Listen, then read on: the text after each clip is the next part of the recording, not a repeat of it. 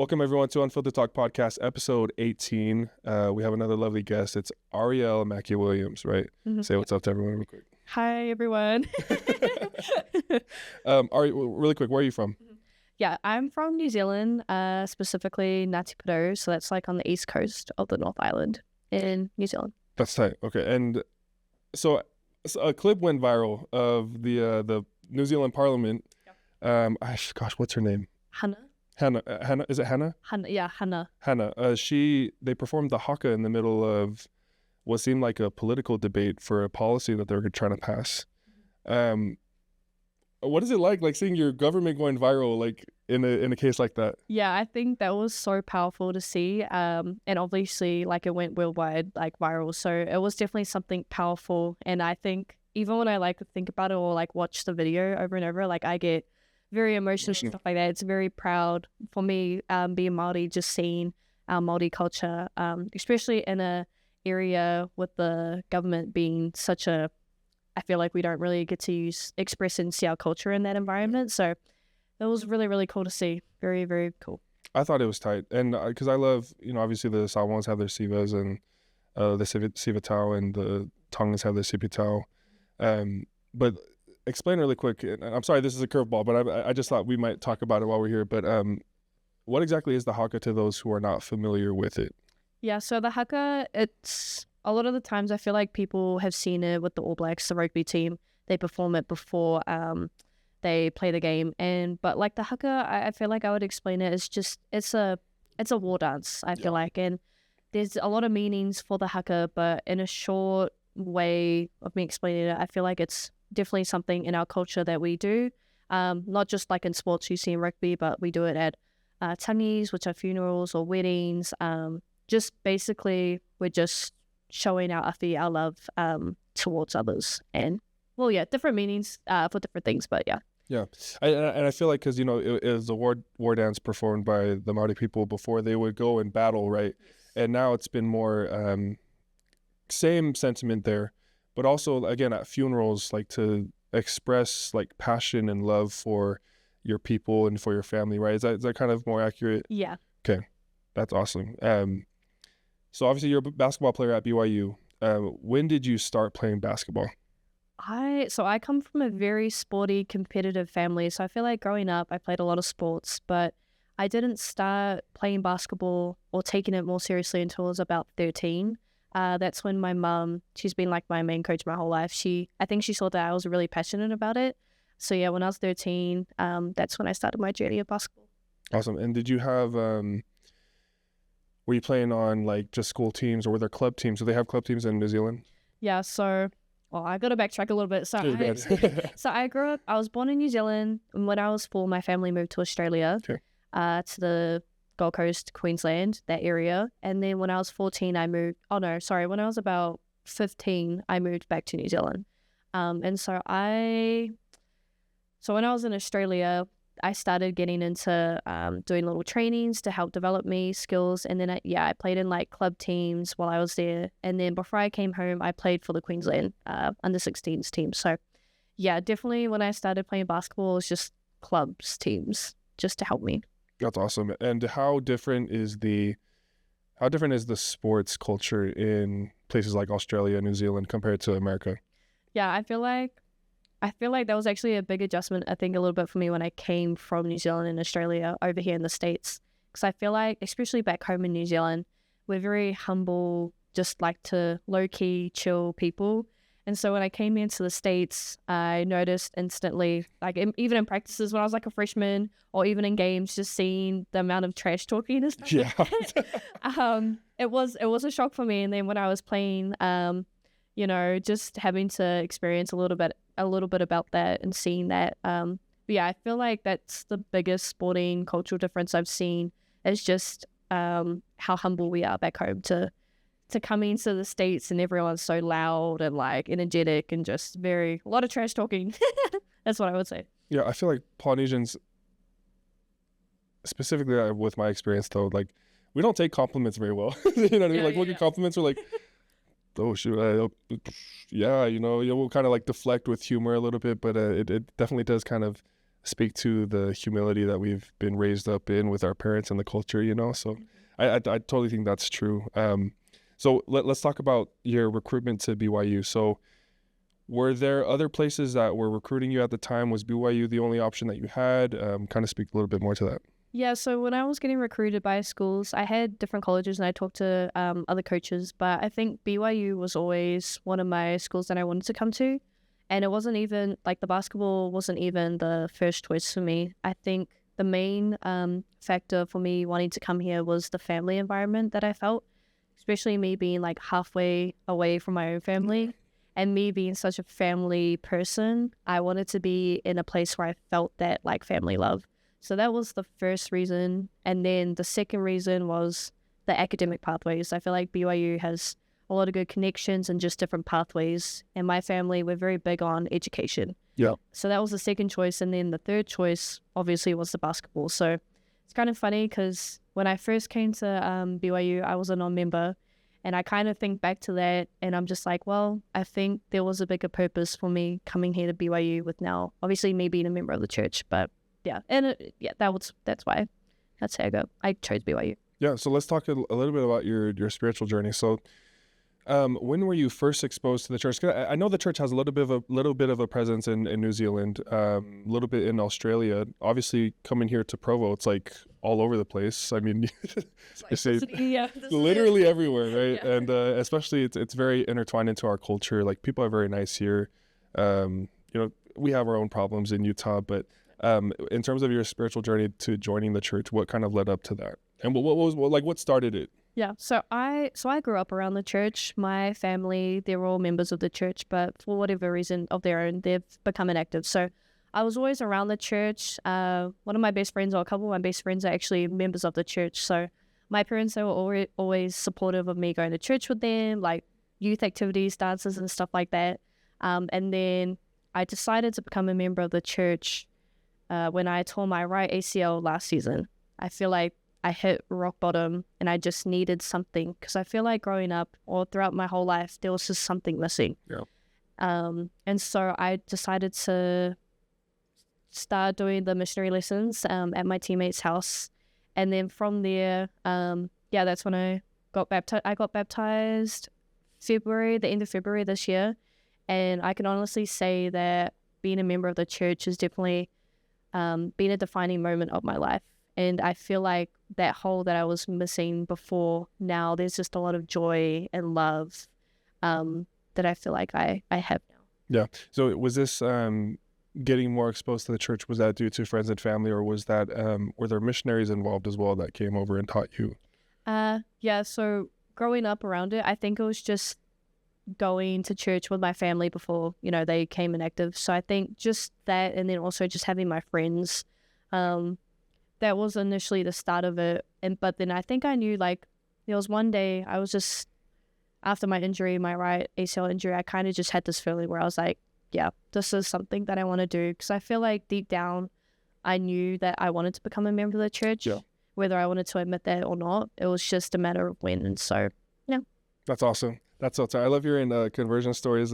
And especially seeing the path, sometimes it starts when, with that first experience that you've had with a member and you're like, hey, that person's really cool. Or, but for you, it seems like it's kind of destiny almost. Like, you had family in New Zealand, they were inactive, but you had that exposure to the church, and then you come here, Provo, the Mecca, the Mecca of Mormonism, right? World. That's so funny. So we went over how you chose BYU already. Let's talk about some of the cultural differences between New Zealand and the US, but specifically with Utah. Are Utah people weird to you? I wouldn't say they're weird, but I think different is the way that I would explain it. Like I said earlier, I feel like back home, everyone's just very chill, easygoing and cool.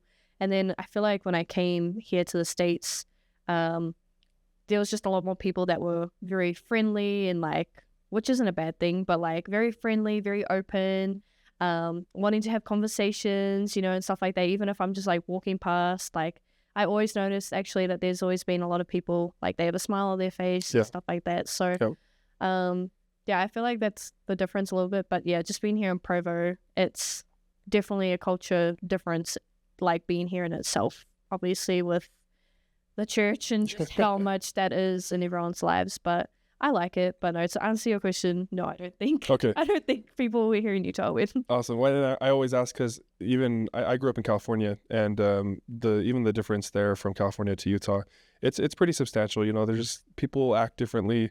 The culture's a bit different. You know, the social norms that we have here. Like, I mean, there's so many weird things that people in just Provo do that, you know what I mean? The terms that they have and stuff. So I'm always curious because obviously if going from New Zealand to Provo is like even a bigger gap, but I think it's absolutely true. People are just super nice here.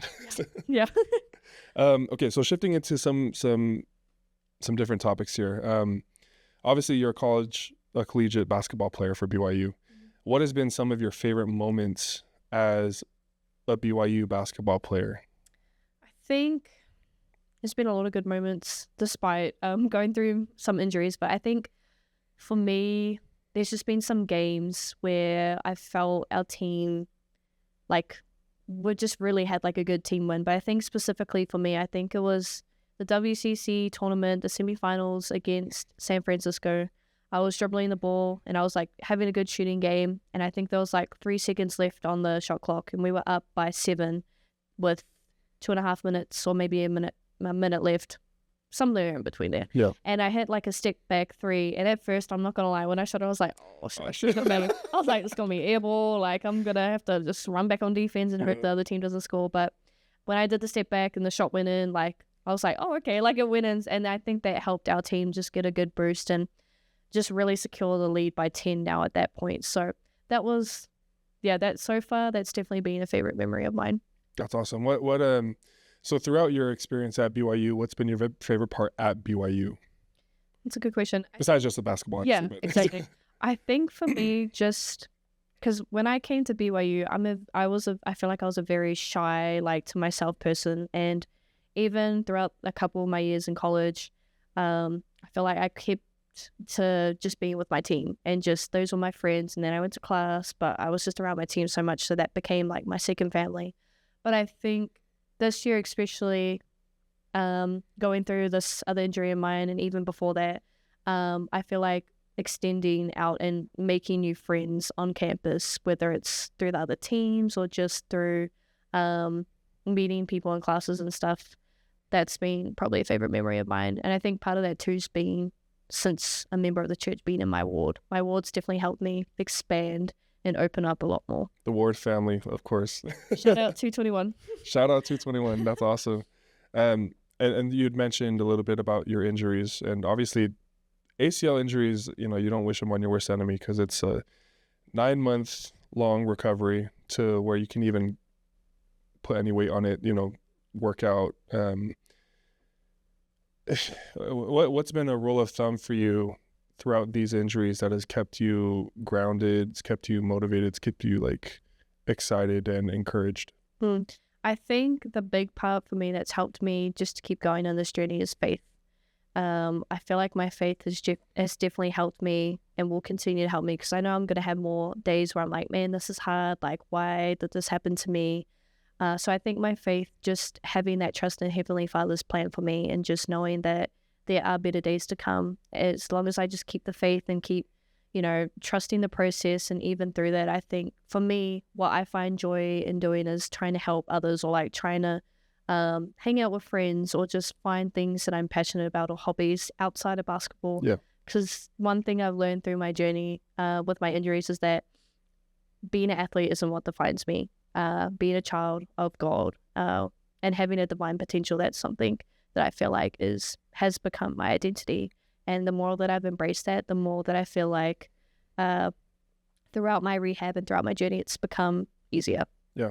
So you talk about your perspective of having, you know, kind of that eternal perspective. I'm a child of God. I know my identity. Is that something that the church and your conversion aided in, or was that something that you had always maintained from when you were a kid?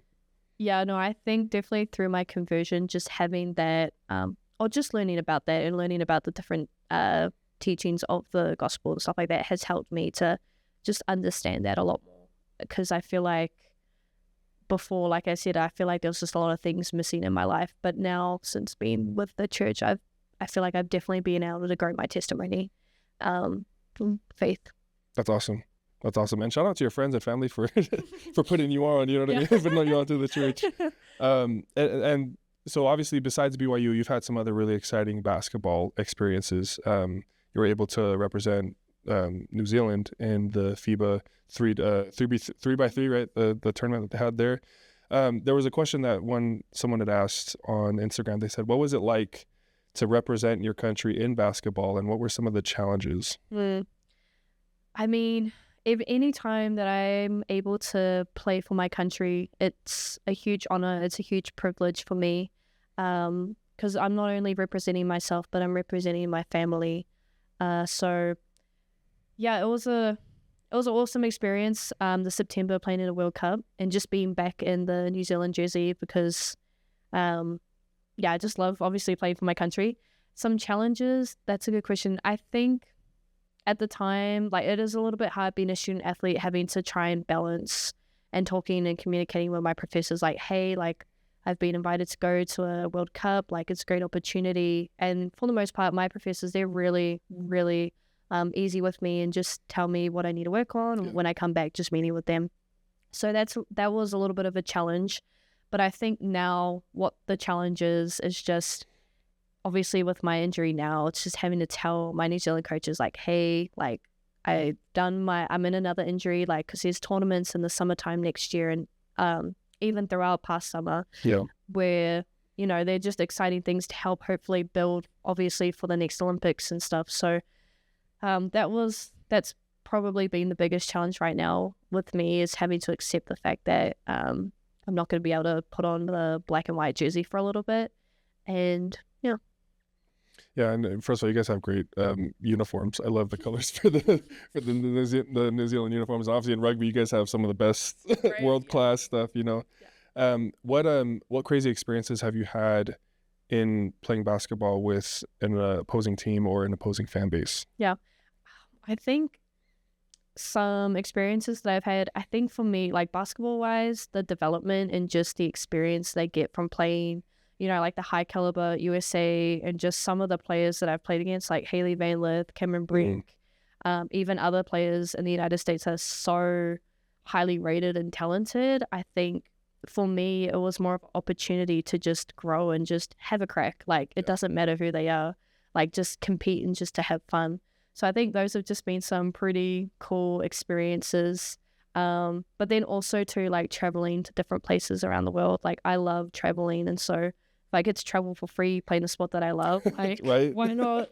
But that's been another part of traveling too, is just seeing the different cultures in the different countries that I've been, and just, I guess, meeting new people. Like, I've met and made friends through basketball, specifically traveling with my New Zealand team. So those are some experiences, but crazy experiences, I'm not gonna lie, when we went to Mongolia this September, I feel like I've never been in a place before that, like, people can't drive, like, properly. Because, like, there's been so many times where I feel like our driver, like, we were gonna crash because like the merging and stuff like that was just, it was nuts.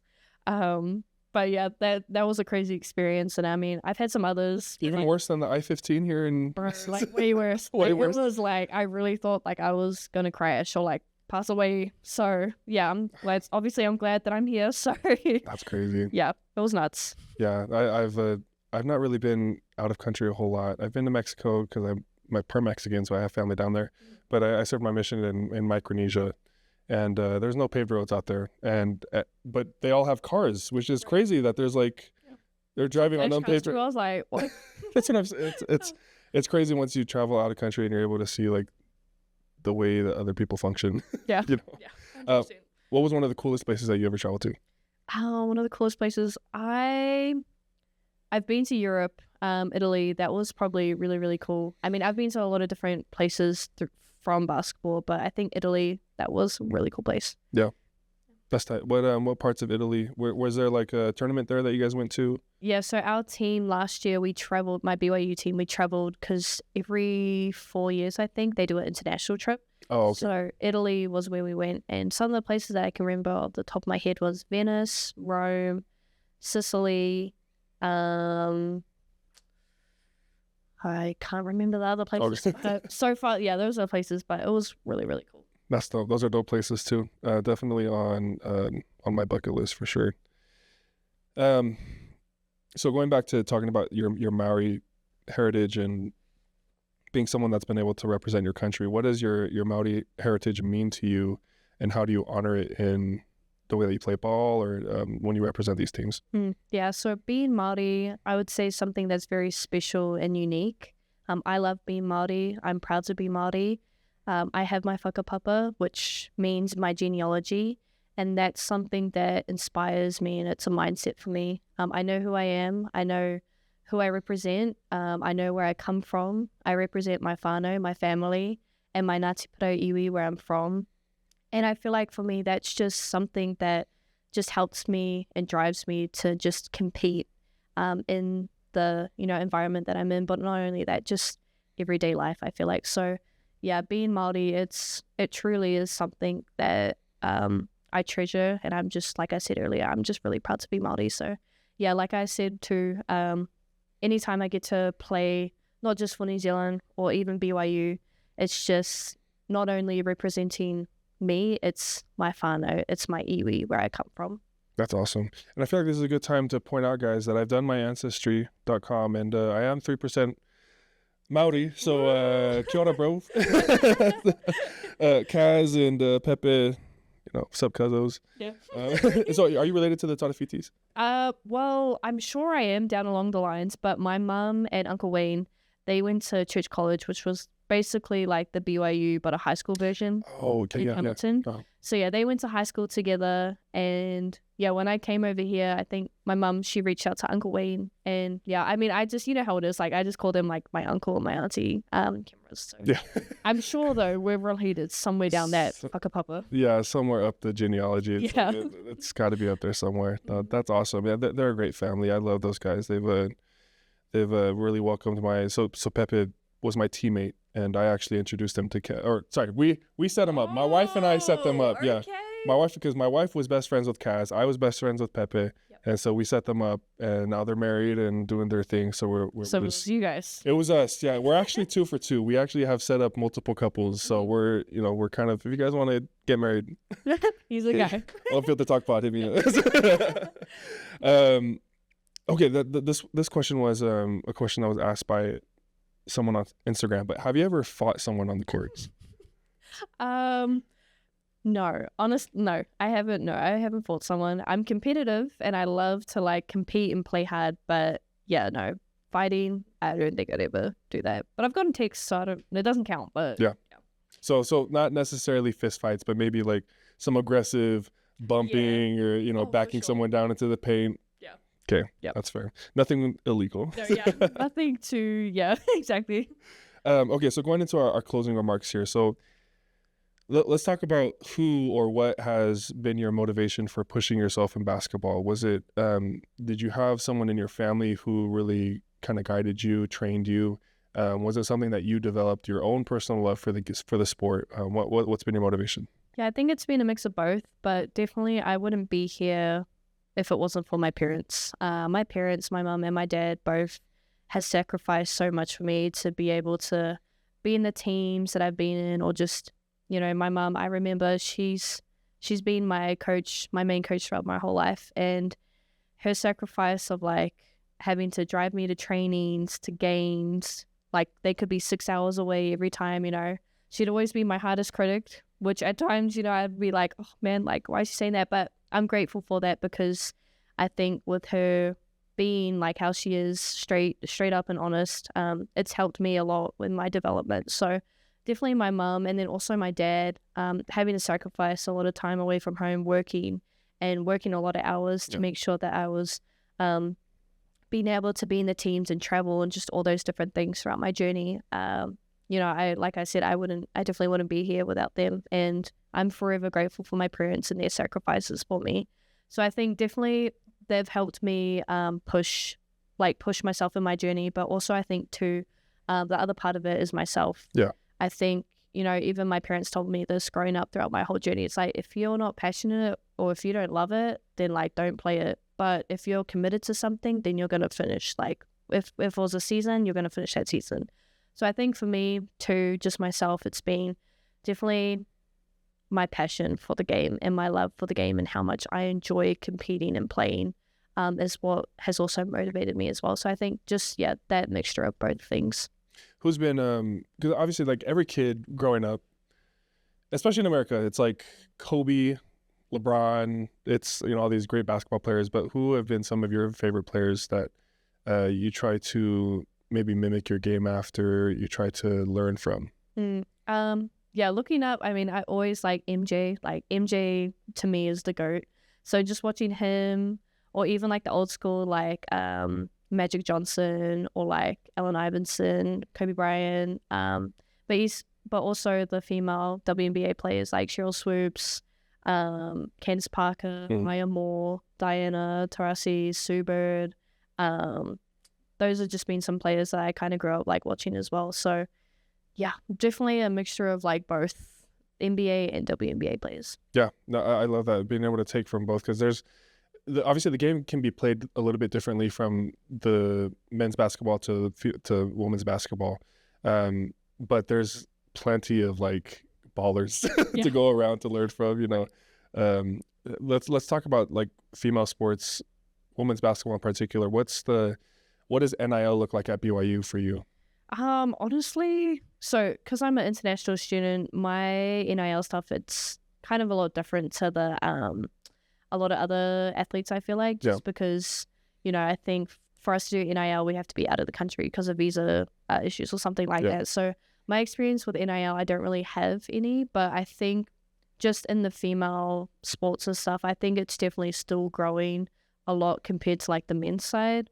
Obviously, I feel like there's always going to be a difference between the men and then the female sports and NIL stuff. So, I can't really comment too much about like NIL with my experience, just because I'm just a kid from New Zealand. We don't have that privilege. No. Yeah, no, that's fair. And how would you, if you were to compare like the facilities in New Zealand to the facilities here, what's the biggest difference?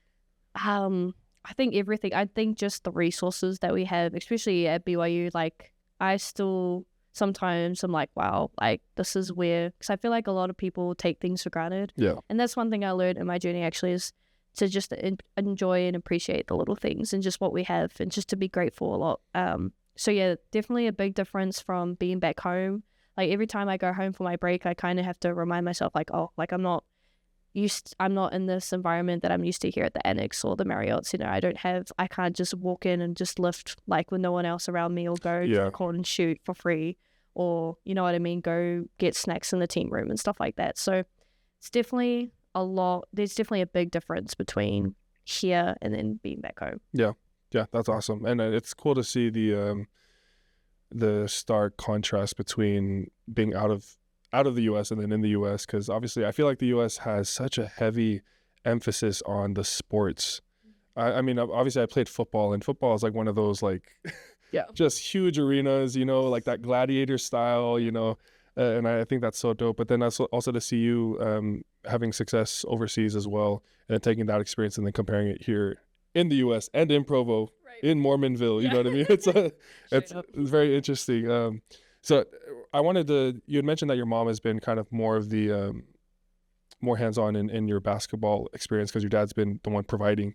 What has it been like to have your mom as like your trainer / coach? Yeah. It's been good. It's been a journey. I feel like, when I was growing up, because my mom, she played sports, and I think she played like 3 sports for New Zealand and stuff like that growing up. So I definitely knew that she had that experience and knew what she was talking about. So yeah, my mom, I feel like we're kind of the same in a lot of ways. Like, we're very competitive, so much to the point where it's like, whoa, it's a little bit too much sometimes. But I love having my mom as my coach for life, I would say. And just, I feel like whenever I need to ask for something, or like feedback, or like what she thinks on different things, I know I'm always going to get the honest and straight up answer, which I feel like I prefer than just getting like a sugar coated like type of answer. Like, I just would run, even though a lot of the times I don't want to hear it.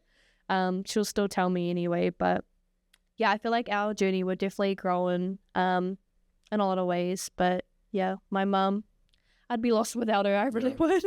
Yeah, no, I feel the same way. My dad was my coach throughout most of my football career, even in basketball. He followed me everywhere I went. I swear, it was like no matter what sport I was playing, he wanted to be a coach there, you know. But looking back on it now, looking back at the training, looking back at the workouts that he put me through, he had this one section of his workouts called the Get Right.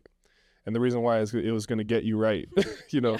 And oh my gosh, and I just remember thinking like, this sucks. Like, I hate this. Why are we doing this? But then looking forward, like there was obviously like these life lessons being taught throughout, and I feel like that's maybe the same experience with you and your mom. You know, it's not just about basketball. It's not just about football. It's about grittiness. It's about, you know, pushing through hard things, you know, and feeling accomplishment afterwards, right? Would you say that's kind of rings true? Yeah, that's actually, I'm glad you brought that up, 'cause that's how I feel like too. There's definitely a lot of life lessons that I've learned from just my mum being my coach, and just the hard times, like you said as well. The hard times, and it's taught me a lot about working hard, being disciplined, you know, being motivated, and just different traits that I feel like it's bigger than basketball, like it's life. And you know, at the same time, like I'm grateful that I'm in college, because it's once I leave college, like you're in the big world. So yeah. What was your least favorite exercise or drill that your mom made you do, or just enjoy it? Bro, honestly, like I remember I'd have to like run, like, and she'd always like follow me in the car. And sometimes like I would stop to a distance and then would drive home. But like if I could see that like the car was just driving, like, and it wasn't stopping, I was like, oh, that's me that I gotta run home. So just different things like that is what I definitely didn't enjoy growing up. But yeah, like you said too, like just looking back at it, like I'm grateful for those times. Yeah.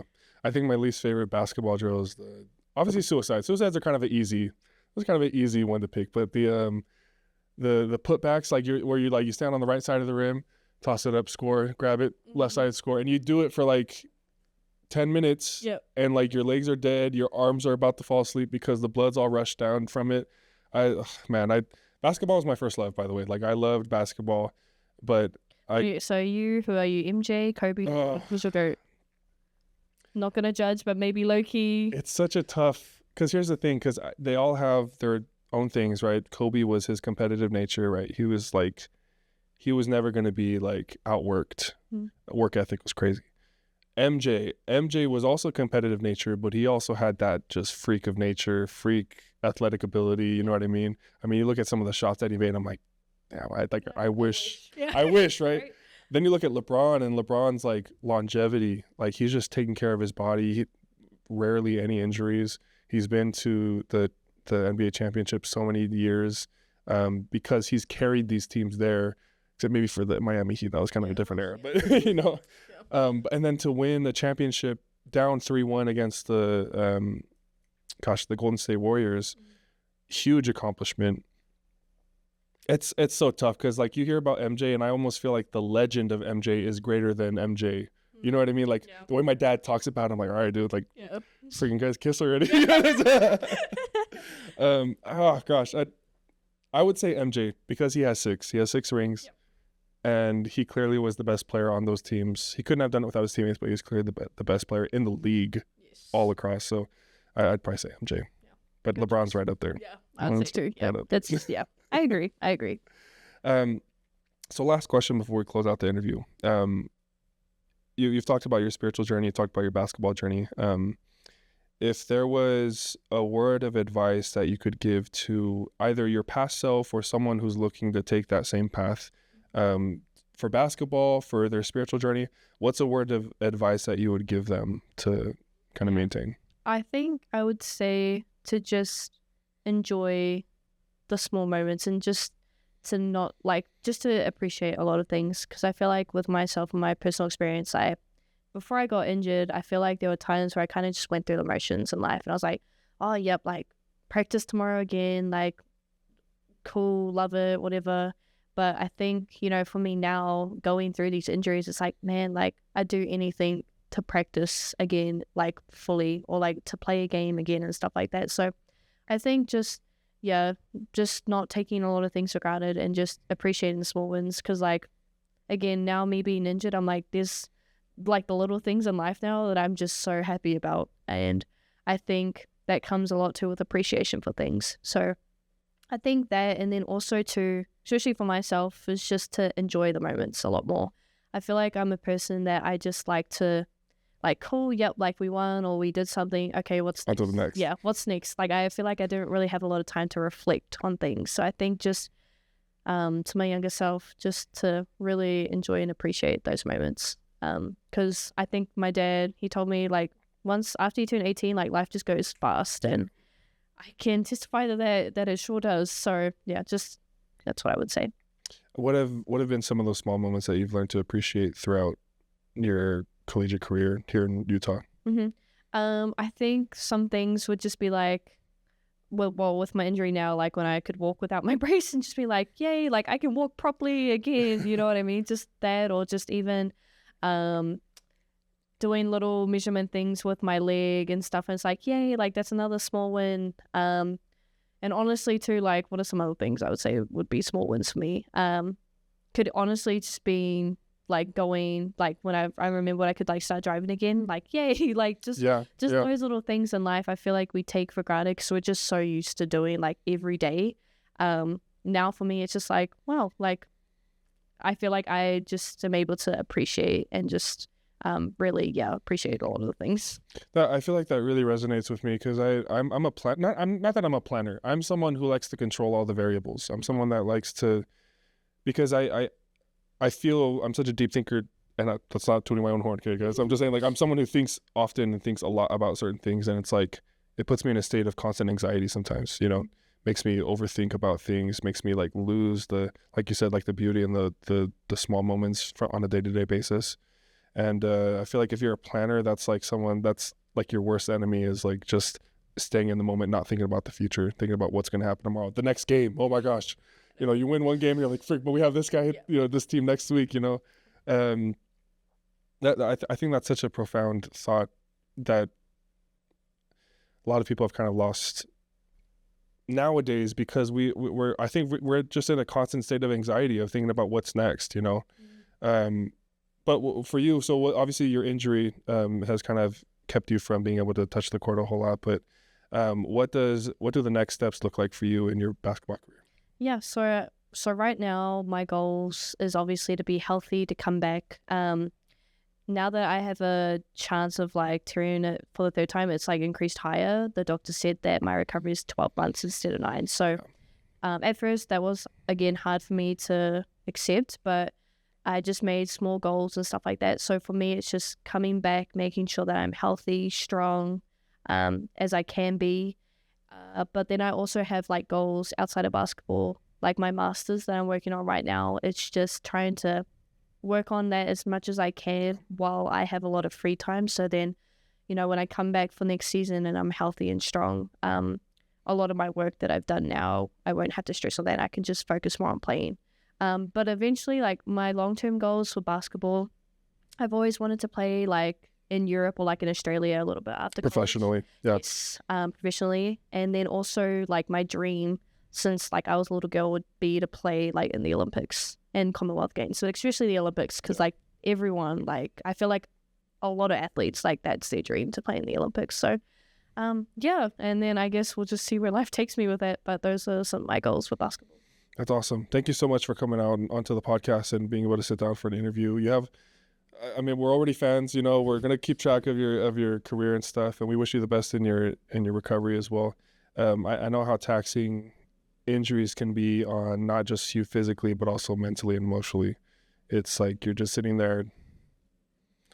Okay, what can I do? I can't go shoot a basketball. I can't go throw a football. You know, it's like, it's one of those things where I feel like the refiner's fire of your faith really gets put to the test, you know. And then you've kind of shared a little bit about how you felt about that. But guys, this has been the Unfiltered Talk podcast, episode 18 with Ari. The podcast for the players, by the players, and without the filter. We'll catch y'all later. Thanks, guys. Thanks, Ari. Thank you.